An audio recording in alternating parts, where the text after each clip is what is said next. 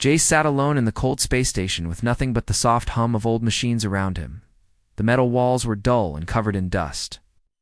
The lights flickered sometimes, and made the long halls feel even more empty than they already were. He had been working here for 3 months, fixing broken systems and checking supplies, but he never got used to the silence. It was the kind of silence that felt heavy, like it was hiding something. Every night he heard a sound. It was not loud, but it was always there, scratching from under the floor near the back of the cargo bay. It came at the same time. Every night just after midnight, the first time he thought it was just rats or maybe a broken pipe shifting in the walls. He checked the spot the next morning, but found nothing. No hole, no damage, not even a loose panel. The second night the scratching came again, a little louder and a little longer. He listened from his bed, eyes wide.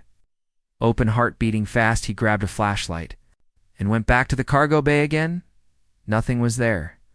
He banged on the floor and shouted at the noise, but it did not stop until the next morning by.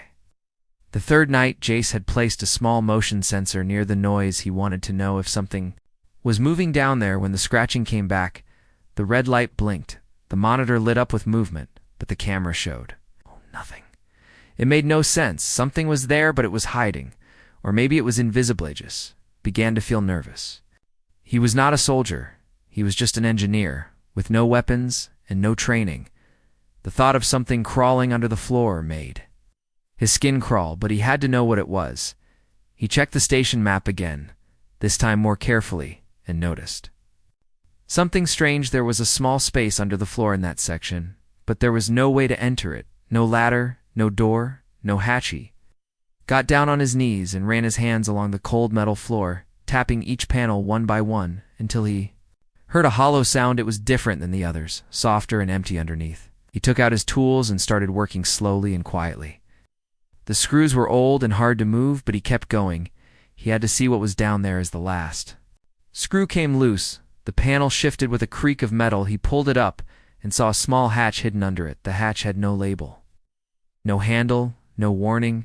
It looked like it had been sealed for a very long time. Dust covered the edges, and the air that came from it was thick and strange, like something had been trapped under it for years. His fingers trembled as he reached for the latch. He hesitated for a moment, then took a deep breath and opened it. Slowly the hinges groaned, and the smell got stronger. It was not a bad smell, but it was old and heavy, like air that had not moved in a long time. Inside was a narrow, dark tunnel, just big enough for a person to crawl through. He pointed his flashlight down the tunnel and saw that the walls were scratched with deep marks like claws or fingers had tried to climb out. He shivered at the thought, but he could not stop now. Something was down there, and he had to know what it was. He grabbed a small toolkit and slid into the tunnel, crawling slowly, his heart pounding with every move. The metal was cold against his hands and knees, and the scratches grew deeper as he moved forward. After a few meters, the tunnel opened into a small room. No bigger than a closet, there was a single light on the ceiling that flickered weakly, and in the corner behind a thick glass wall was a figure. It was a girl. At least she looked like one. Her skin was pale with a silver glow. Her eyes were closed, and she sat with her arms wrapped around her knees. She wore a thin white suit, and her hair floated slightly, as if the air was lighter in the room. Jace froze. He had never seen anyone like her before. She was not human, not fully at least, but she looked peaceful, like she was sleeping. He stepped closer, and the glass shimmered as if it had energy running through it. The girl's eyes opened slowly and met his. Her gaze was not afraid, not angry, just calm and sad. She said something in a soft voice, a language he did not understand. Then she looked into his eyes and said one word in perfect English, "Help." Jace stared into her glowing eyes. His breath slow and heavy, his hands cold and wet from sweat. The word "help" echoed in his mind again and again. He looked around the small hidden room and saw nothing but old metal broken wires and a control panel covered in dust. She was not moving much, only watching him with eyes that seemed too deep, too old for someone who looked so young. He stepped closer and placed his hand on the glass. It felt warm, like something alive. The girl flinched, then pressed her hand against his, as if she had waited a long time for someone to come. He whispered his name, hoping she would understand. She smiled weakly and nodded, Then she spoke one more word, Jace. She had remembered he looked at the control panel trying to find a way to open the glass wall. The buttons were worn and half of them did not have labels. He pushed one. Nothing happened. He pushed another, and a low hum filled the room. The girl stood. Slowly, her movements slow, like she was weak or in pain. Then the glass slid open with a soft hishy. She stepped out and almost fell. Jace caught her and helped her sit down. She was cold, her body shaking a little like she had not moved in a long time. She looked at him and touched his chest gently, then pointed to herself and said, "Zairi." That was her name. He said it back to her. And she smiled again. He gave her water from his flask. She drank only a little, then looked around like she was remembering the place. He asked her questions, but she could not answer. Not in words. She pointed to her mouth, then shook her head like speaking was hard or not normal for her. He understood. She was trying her best. Jace decided to take her back to his room. It was safer there and warmer too. He helped her crawl through the tunnel again. Moving slowly and carefully, he checked the hatch behind them and sealed it tight once they were in his quarters. He gave her a blanket and some food. She sat on the bed and watched everything around her like it was all new. She touched the walls, the lights, the buttons with wonder in her eyes. She smiled at small things like the sound of the fan or the feel of soft cloth. Her skin looked a little better with the warmth, and her body stopped shaking. Jace sat across from her and opened his scanner. He wanted to know what she was. Maybe he could help more. If he understood. He scanned her while she rested. The screen flashed strange results. Her body was similar. Too human but different. Her cells were stronger, faster, and something in her blood gave off a soft glow, the scanner said. Unknown species, no match in database. That made Jace nervous but also curious. Who had put her there, and why had no one said anything about this room or this girl? She stood and looked at the screen when it showed her data. She did not seem surprised. She only nodded and looked at Jace with a soft expression like she had seen this before, like she had known he would find her. He asked her again, what happened, who put her there? But she only shook her head and pointed to the floor under the bed. He moved the bed aside and found a small panel, loose and easy to lift. Inside was a box covered in cloth. He opened it and found old papers, a broken locket, and a small crystal with glowing lines. The papers were not written in any language he knew, but the locket had a picture of Zairi and another girl who looked like her, maybe a sister. Zairi took the crystal and held it tight. Her eyes filled with light, and she looked sad, then angry, then calm again. She placed the crystal on the table, and it started to float above the surface, spinning slowly and showing shapes, planets, stars, lines that moved like a map. Jace watched in silence. He had never seen tech like this before. She pointed at one star, then at herself, then made a small gesture with her hand like an explosion. Then she touched her neck and pointed down like she was buried or hidden. Jace understood. She came from that star. Something happened, something bad, and someone hid her here on this station far from home. He wanted to ask more, but the station lights flickered, and the alert sound beeped once, then stopped. Someone was coming. A ship was near. Maybe a patrol, maybe a visitor, but the timing felt wrong, too close to what he just learned. He looked at Zairi, who now stood with her eyes closed, like she felt the danger. Jace ran to the monitor and saw the signal, a small ship, no ID, no call, just moving closer. He turned off the lights and told Zairi to stay quiet.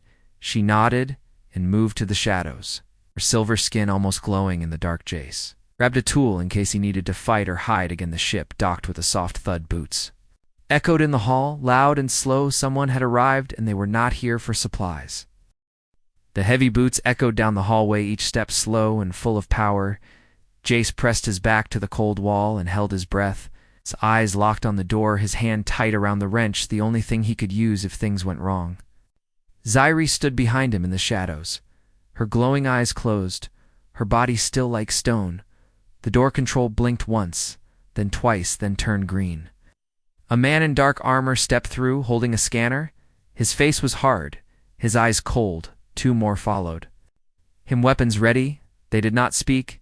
They only looked around with sharp eyes like wolves in a silent hunt. Jace stepped forward with a fake smile, his voice calm, but his heart racing. He asked if they needed help. Said he was alone. Said the systems were running fine. The leader nodded, but did not answer. Instead, he raised his scanner and pointed it toward the back of the room. The scanner beeped once, then again, then faster. The man stepped closer, his eyes on the scanner. Jace moved to block his view, asking more questions, trying to act confused. The man only raised a hand and pushed him aside. Walking to the bed, then stopping, he turned to Jace and asked one question: "Has anything strange happened?" Hariachi shook his head, said no, just normal. Noise, old pipes, broken lights, nothing else. The man stared at him, then looked back at the scanner, which now showed a soft pulse, a signal coming from under the bed, but the signal faded. Just as fast as it came, the man frowned, tapped the screen, and grunted. He told the others to check the rest of the station while he stayed. Jace nodded, pretending to relax, but inside he was shaking. He waited until the man turned away, then slowly moved toward the bed, kicking the panel back in place without a sound. Zairi stayed hidden under the floor, her body pressed tight in the narrow space. The men finished their search and found nothing. They said the signal must be old or broken, then left with no goodbye, no warning, just silence once more. The sound of their boots faded, then the docking hatch closed. Jace waited a full minute before moving, then dropped to the floor and opened the panel. Genzuri climbed out, her face pale, her breathing fast. She looked at Jace with worry but also trust. She touched his hand and said thank you, then pointed at the scanner. He nodded and said, "We need to hide that signal." She nodded and pointed to the crystal still spinning on the one table. Jace picked it up and placed it inside a lead box to block the signal. The lights stopped, the scanner went silent, the room felt safe again, but only for now. He sat beside Zairi and looked at her closely. Her skin still shimmered, her hair floated like silk in water, her eyes held stars he had never seen. He asked her again what she was. She looked down, then up, then raised her hand and placed it on his chest gently, then moved it to her own chest and said, "Not same." Jace nodded. He already knew she was not human, but he wanted to understand more. He picked up his tablet and showed her pictures of different species from the galactic records. She shook her head again and again, then stopped at one picture. It was old, black and white, a figure glowing with light, surrounded by human scientists. She pointed at it then to herself. Jace read the file. It said Subject 7, unknown origin, possible energy-based life form found on dead planet, tested for regenerative traits. Last record. Last record? Last. Jace looked at her shocked. She was Subject 7. The file was from over 10 years ago. She should have been gone or dead or moved, but she was here alive and still glowing. She pointed at the file, then to her chest, then raised 7 fingers. He understood she was the 7th one, maybe the last, maybe the only one left. He asked if they hurt her. She nodded slowly, her eyes dark. He asked if she was alone. She shook her head no, and then looked away. Jace felt a deep weight in his chest. He wanted to help, but did not know how. Then she looked back at him and said one word more. Heidi stood and locked the door, then pulled out wires from the walls, blocking scanners and signals. He placed covers on the vents and made sure every panel was tight. Zairi watched him, her eyes soft like she had seen this before, maybe many times. Maybe too many. Later that night, she sat near the window looking at the stars. She traced one star with her finger, then drew a shape on the foggy glass, a planet, maybe her home. Jace sat beside her and waited. She finally turned and said a sentence. Slow and soft they took me from there. I was only light, then they made me this. Jace did not speak, he only listened. She leaned on his shoulder and closed her eyes for the first time. She looked safe for the first time. He felt something more than fear, something like hope, but it was short. The warning light blinked again. This time red and loud. Another ship was coming. No ID, no code, just speed and direction, straight toward the station. Jace stood fast, grabbed his tool again, and looked at Zairi. She was already moving, eyes glowing, skin bright. She looked at him and said, "They found me." Asterisk. The red light kept blinking, casting long shadows across the room. The ship was coming fast, without signals, without warning, like a hunter that knew its prey. Woodrun Zairi stood in the center of the room, her body glowing faint, her eyes locked on the monitor. Her lips did not move, but Jace heard her voice inside his head. "They are not here to ask, they are here to Takeachi." moved quickly, shutting off external lights, cutting power to unneeded systems, making the station look dark and dead from the outside. He knew it would not stop them, but it might slow them long enough to think of something. He told Zairi to stay hidden again under the floor. Behind the wall, anywhere but in plain sight, she obeyed without question, sliding into the same narrow tunnel. Where he had first found her, he sealed the hatch just as the docking clamp slammed into place. The sound shook the floor like thunder in. A quiet forest, 3 figures stepped into the airlock, black suits, silver masks, weapons at the ready. They moved without speaking, without looking around, like they had been here before, like they knew where to go. Met them with a tired smile, rubbing fake grease on his hands, pretending to fix a panel. He asked what they needed, said he was surprised by the visit. They ignored his words. They walked past him like he was part of the wall, scanning each corner, each vent, each panel with small glowing tools. The leader looked at him and finally spoke. "Where's it?" Jez's blinked, played dumb, asked what he meant. The leader raised his scanner, which beeped once, then stopped. The signal had vanished, thanks to the lead box and cut wires, but the man did not look. Convinced, he moved to the back room and stopped at the bed. Scanning again, the scanner stayed silent, but his eyes stayed sharp. He asked again, "Where is it?" Jace shrugged, said he had no idea what they were talking about. The man stepped closer, his mask inches from Jace's face, then pulled back without a word and motioned to his team. One of them opened a large black case and took out a small drone. It flew around the room, humming softly, scanning everything. Jez held his breath, praying the modifications would work. The drone scanned the floor, then moved to the vent, then hovered near the wall. Jace had reinforced the panel there with lead sheets, but the drone buzzed louder, like it felt something wrong. It returned to the case without alert, but Jace could see doubt in the leader's stance. The leader ordered a full sweep of the station. 1 man stayed with Jace. The other 2 moved out into the halls, searching every room, every bolt, every shadow. Jace sat in the chair and watched the guard, who stood silent and still like a machine. He tried to talk, ask where they were from, what they were doing, but the guard said nothing, only stared inside the wall. Zairi waited. She could hear their voices, feel their footsteps through the metal, her body tense, her breath slow, her eyes glowing soft in the dark. She held the crystal close, her hand trembling. She could feel something else, to a signal calling out to her, not from Jace, not from the ship, but from somewhere else below the station, deep, where she had never seen. She closed her eyes and focused her mind. Reached out through the wires, through the air, through the silence, and touched something. It responded, weak and slow, but real. Another like her. Maybe not awake, maybe lost, but alive. She opened her eyes and whispered inside Jace's mind, "There is Moriyachi." Flinched, hearing her voice again. He looked at the guard, then nodded. "Yes." Slowly, just once, then stood and stretched, pretending to be tired. He asked to go fix a broken valve near the engine room. The guard followed without a word. Jace led him away, step by step, buying time, buying space, hoping the others would not find the hatch. The leader returned to the main room alone, his scanner blinking red again, just once, then green, then red. He walked to the wall and touched it, feeling the heat, the energy.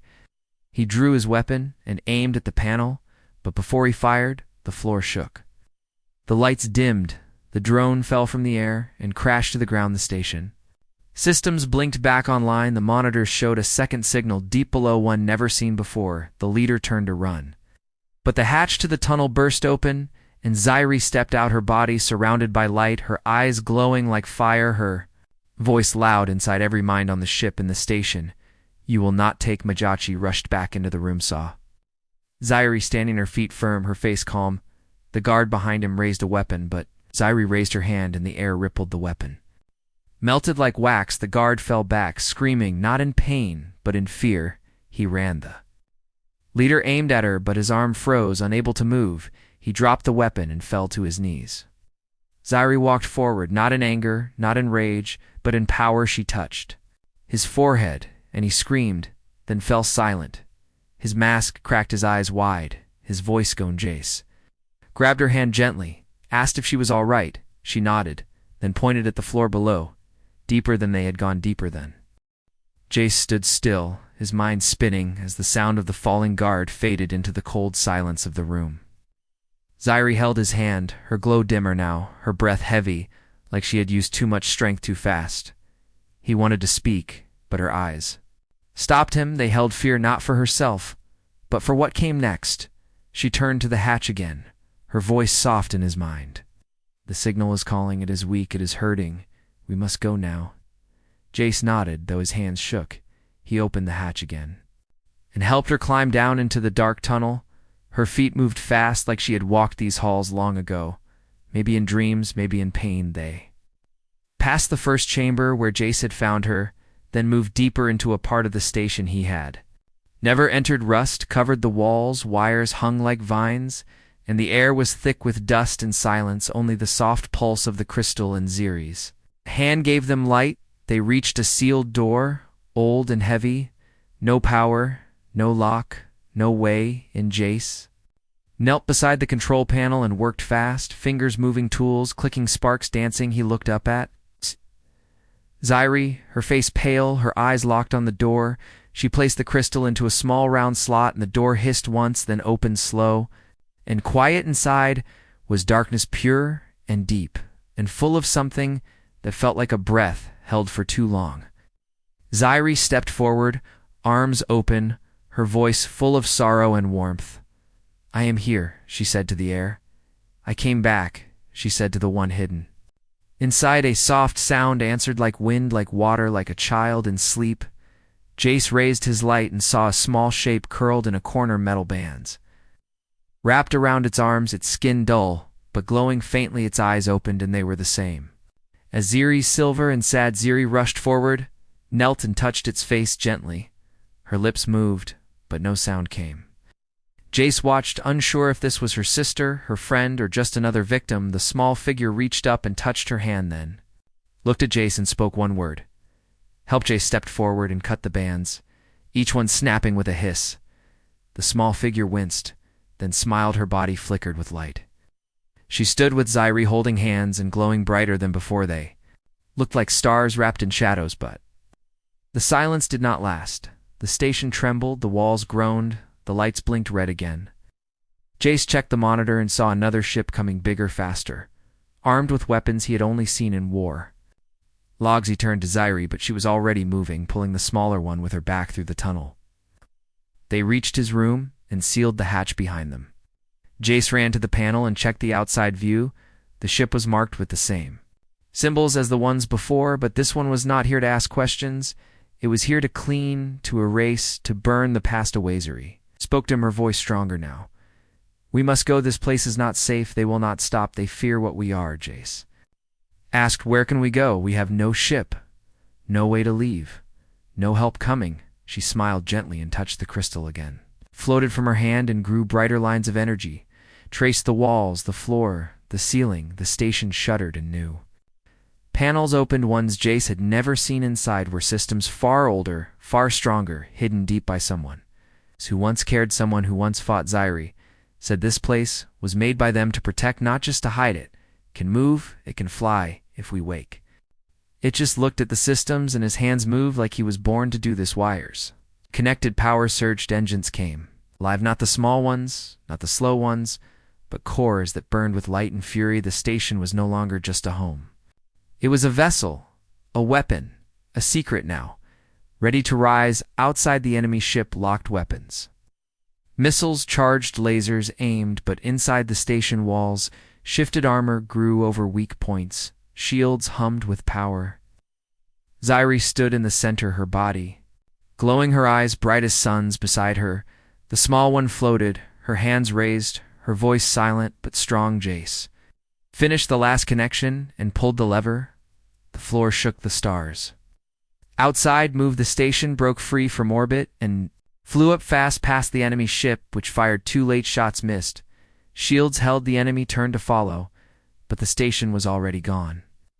Already lost in the dark of space. Zairi looked at Jace and said, "Thank you." He looked back and asked, "What now?" She smiled and said, "Now we find the others. Now we wake the stars." Jace nodded and sat beside her as the station moved faster than light towards something new. towards something more. But deep inside him a question still burned. Who built this place? Who hid the truth? Who wanted Zairi to be found? And why did they leave behind a map with only one word written in fire on the wall? Hope *. The stars outside the window stretched like rivers of light as the station flew faster than any ship Jace had ever seen. The engines did not roar. They hummed like they were alive, like they had waited a long time to move again. He sat at the control deck watching data flow across the screen. Nothing looked familiar, yet everything worked like it knew what. Tadazri stood behind him, her hand resting gently on the shoulder of the small girl whose name was now known. Her name was Lyra, and she was not just another like Zairi. She was her sister, not by blood, but by choice, by pain, by light, both taken both. Locked both awake, and Aegis asked where they were going, and Zairi answered with one word, home. But when he asked what home meant, she pointed not to a planet, not to a star, but to the network lines of data signals floating in space. She said, "We are not going to a place, we are going to be heard." She placed the crystal again into the console, and it lit up bright blue. The station systems opened like a flower to the sun screens. Blinked open maps, shifted words and alien code turned into voices, into pictures, into truth. Zairi showed him everything. The files were not just memories, they were records. Video logs, messages, cries for help from others like her, cages, labs, rooms with no doors, faces of humans with cold eyes and sharp tools using her kind to make medicine, to build weapons, to grow power from blood and pain. Jace felt his stomach twist. He had read reports about strange labs, hidden under moons or deep in stations, but he never thought it was real. Not like this, not so cruel, not so clear. He looked at Zairi and asked, why him? Why show this to him? She looked at him and said, because you listened. He took the data and sent it through every channel he could find, emergency lines, trader networks, even old military frequencies. He used the power of the station to break the silence, to tell the truth. Ow. One message repeated again and again across systems. They are alive, they are hurting, we must stop the Shiri. Watch the signals go out, her eyes shining not with power but with tears. Lyra held her hand tight, and together they waited. Jace thought the silence after the message would last, but it did not. Within minutes, responses came, not many, not fast, but real voices, asking where, when, how to help. One came from a rebel ship hiding in the dark. They said they had seen one like Zairi years ago, taken by force, never seen again. They offered help, protection, a place to meet. Jace looked at Zairi and she nodded. It is time, she said. We do not run, we rise. But the enemy heard the message. To the ones who wanted her locked, the ones who built the labs, the ones with numbers and no names, they traced the signal and sent ships. Dark ships, fast ships, ships with orders not to ask, but to erase the station sensors. Picked them up 5 vessels. Armed and ready, moving like a fist through space. They would reach the station in hours, maybe less. Jace checked defenses. The station had shields. Now weapons too, but not enough, not against 5 warships. He turned to Zairi and asked, what do we do now? And she said, we wake the core. He did not know what she meant until Lyra touched the console and the floor opened. A new room. Appeared a room filled with light, with shapes floating in the air, metal wrapped in energy. Ow, my shoes. Older than memory. The core was not just power, it was voice, it was history, it was what gave Zairi life and what kept her caged. Jace touched it and felt something inside him shift, like he was falling and flying at once, like he was not alone. The core spoke not in words, but in feelings and memories. It showed him how it came to be built by humans long ago. When stars were new and peace was still possible, it was meant to protect, to learn, to heal. But greed came and turned it into a trap. Sori stepped into the light, and the core wrapped around her, not to bind but to bond. She became part of it. Her glow grew, her voice echoed in every wall, every wire. She said, I remember now, I know who I am. She reached out, and the station moved again, faster, this time smarter. Dodging debris, weaving through space like it had wings. She said, I can hold them for now, but I need more. Jace asked what more, and she said, truth must be seen. So he opened the feeds again, this time showing not just the files but live images. Zairi speaking, Lyra crying, the core pulsing with power. He broadcasted it all to every open eye, every curious ear, every hungry heart across the stars. The warships found them, and fired beams of fire cut the void missiles screamed, but the station danced, and spun, and blocked with shields that sang with light. Zairi held them back with her will, with her pain, with her love for what could. B-1 ship turned away then. Another messages came from inside enemy lines. Soldiers refusing orders, pilots standing. Down doctors stepping forward to say they were forced to leave. Jace smiled for the first time, not in fear, not in confusion, but in hope. The truth had spread, and the stars had listened. The station moved like a living star wrapped in armor. Its engines roared without sound. Its walls glowed with soft blue lines, and its light stretched through space like a signal of hope. The enemy ships still followed, but they moved slower now. Their weapons silent, their orders unclear, their hearts shaken by what they had seen inside the control room. Jace stood with his hand on the main console, his eyes tired but full of fire. Zairi floated near the core, her body surrounded by gentle light. Her face calm and strong. Lyra sat beside her, holding the crystal to her chest, her glow soft but growing with every breath. They had done something no one else had ever done. They had shown the galaxy the truth. They had turned pain into power. They had used an old broken station and turned it into a voice, a message, a story that no one could now forget more. Ships arrived, but they came with open hands. Not weapons rebel, fighters, cargo crews, old warships. Painted with peace colors, they answered. The message with words, not shots, they said. We see you, we hear you, we believe you. Jace opened the channel to them and spoke in simple words. He said, this place is now safe for all those who were hunted, for all those who were hidden, for all those who were used and thrown away. This station will protect them. This station will be there. Homeziri spoke next. Her voice soft and full of sorrow, she said, we do not want war. We do not want revenge. We want healing. We want to be free. We want to be free. We want to be. Remembered, Lyra added, her voice small but strong. She said, we are not broken. We are not tools. We are not mistakes. We are life, and we deserve to live. Rebels sent more help, engineers, medics, translators, even artists, people who wanted to build, not destroy, people who saw what had been done and chose to stand against it. Jess helped them repair the broken halls, paint over the blood, clean the walls, make space for the ones who would come. He worked with hands that had once only fixed machines, but now made safe places, warm beds open. Dorshiri stayed near the core, guiding the station, teaching it, speaking to it, not like a machine, but like a friend, like a soul that had waited too long in silence. She told it stories, gave it names, taught it feelings, and the station changed. It grew more lights, more power, more memory, more space. It became more than metal. It became something alive. Lyra found others like her, not many, not fast, but one by one they came, scared and small, but brave enough to reach out, and when they did, the station welcomed them. Its walls opened, its lights warmed, its core pulsed with joy. Stood in the garden they built near the center of the ship, a place full of green, full of peace. He looked out the window and saw not war, not fear, not greed, but ships moving with purpose. People smiling, stars watching. Juri joined. Her hand touched his, and she said, thank you, not just for finding me, but for not running, for not giving me away, for staying when it was easy.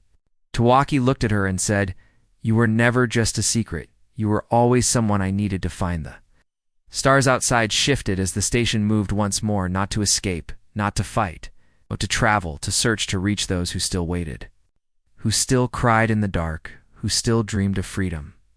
The old files had names of other stations, other labs, hidden deep in quiet places, forgotten by time. Jace loaded the data into the map, and the core lit up with new paths, new missions, new hopes. They would go to each one, open each door, break each chain, carry each voice into the light. They would never stop. They would never be silent. The station spoke now in many tongues and many colors. It sang with truth. It flew with purpose. It became a symbol. Across the galaxy, people told stories of it, the ghost station, the ship of light, the place where truth lives, the place where silence ends. And in the heart of it all was a girl once trapped.